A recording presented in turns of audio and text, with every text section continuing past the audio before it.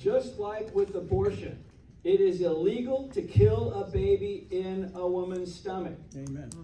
Well, before, it was still illegal unless the mother wanted her dead. It was a separate statute that made an exemption, carved out an exemption. Same thing here. It's illegal to distribute pornography to minors unless you're a librarian or a school. Wrong. What? When do we put that in? How does that even happen? So the idea of pressuring to enforce the law, that's the law. So it's a legislative process. We have got to get that changed, and just like I was saying a minute ago, uphill battle. I'm sure you want to talk about that. Go, Elaine, go. I think Deb wants to talk about it as well. I forgot, sorry, Tony. Tony too. So the three of us are in House Education, and this committee has been giving us a lot of heartburn. We do not have the majority in that committee. So we can voice our opinions and we can vote the way that you want us to vote, but we don't have enough votes to make it happen. And Vito is right. We have statute, and it's 18, 15, 17, I believe is what it is. And that's what they tried to do last year, was to eliminate that statute. We're not going to give up. Good. Yeah.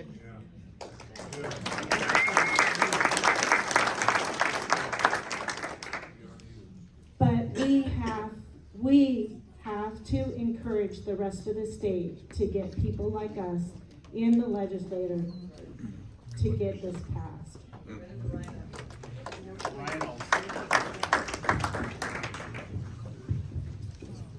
I'd like to speak specifically about House Bill 139, and before I do that, I'd like to give a shout out to some brave people that went down to Boise from Kootenai County. There was one testifier that testified remotely from here. It was Charity Miser, and then the ones that actually went down and spent 2 days driving back and forth. Rochelle Otteson, who's already on the Library Commission. Joseph and Heather Greenman, Mariana Cochran, and last but certainly not least, Nina the Beast Beasley.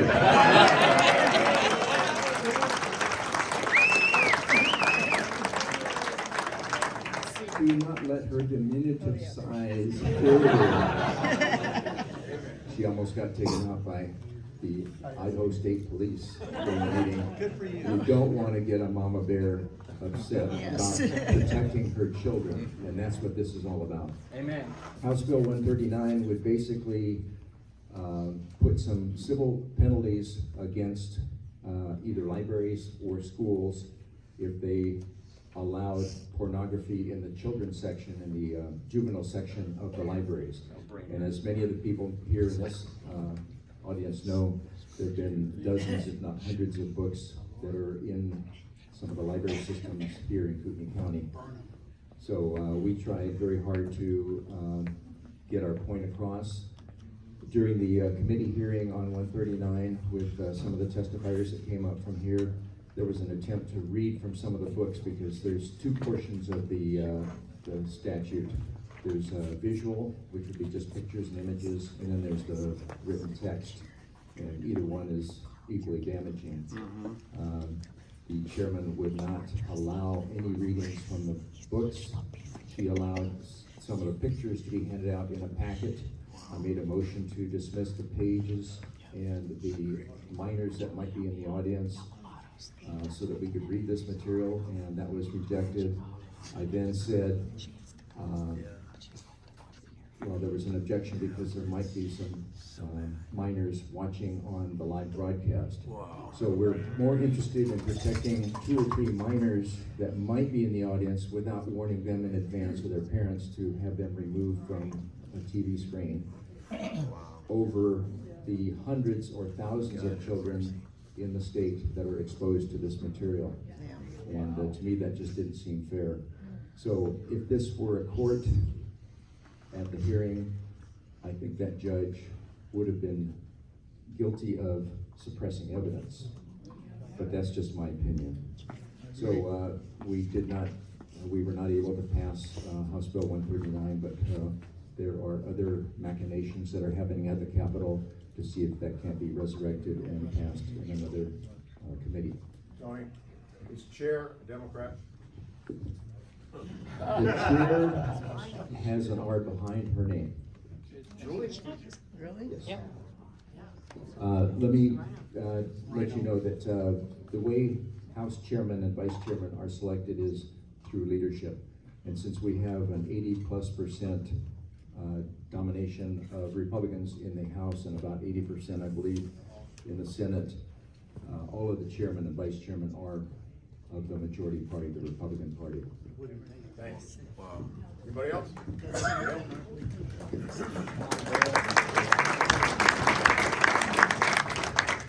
So, I'll be less polite than Tony was.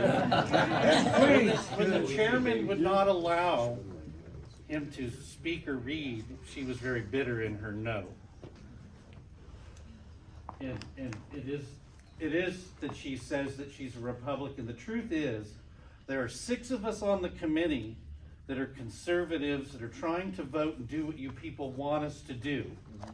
There are 6 with ours in the room that are not. And they are consistently voting with the Democrats in the room, and we are outgunned every single vote. Wow. One of those is even from up this way. Just so y'all know, elections have consequences. What's her name? His name. Different district. It's a different district. Not here. It's in District 1. And I'll just leave it at that. You can all look and find that very easily. Oh, just tell us. Is he named after, Just tell us. What's that? is he named after a bush? Yes, it's Mark. So, and I don't mean to disparage them for their views, but they're just in the wrong party. Okay? So you need to understand, and they've already spoke about this law that protects librarians, universities, and schools.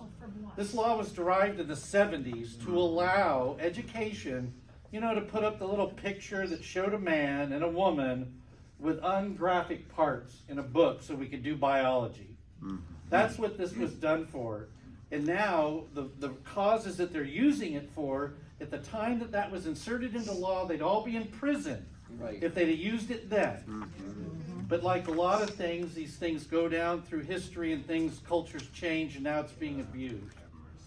And to make this even further injurious, I just spoke to my local librarian, and she said they have a policy, and I don't know if it's throughout the library system or just in the upriver library system, but they have a policy that says they can't deny. She said the worst day of her library career is when a 12-year-old checked out 50 Shades of Grey.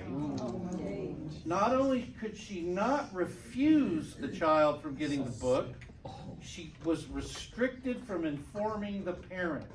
Wow. So what we're watching is a legal maneuver to groom and sexualize children. Yeah, it is. These people aren't being naive, it's intentional.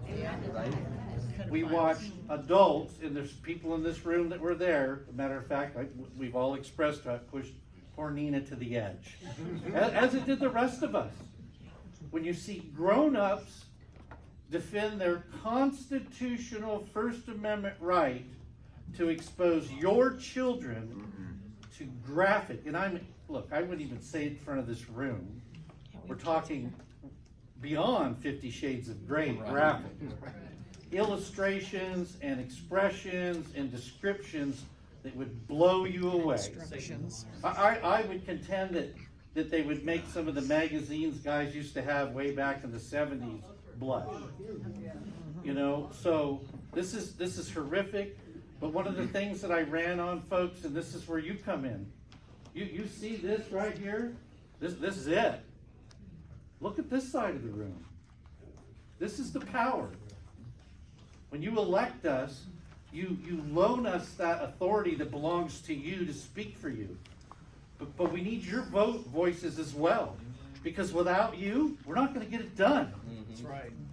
there needs to be phone calls and emails, and I know it's a long drive and some people have done it, but every way that you can put your voice into that building, the governor's office, the entire House, the entire Senate, without your voices, it's gonna get harder and harder. We really need the people to stand up. So.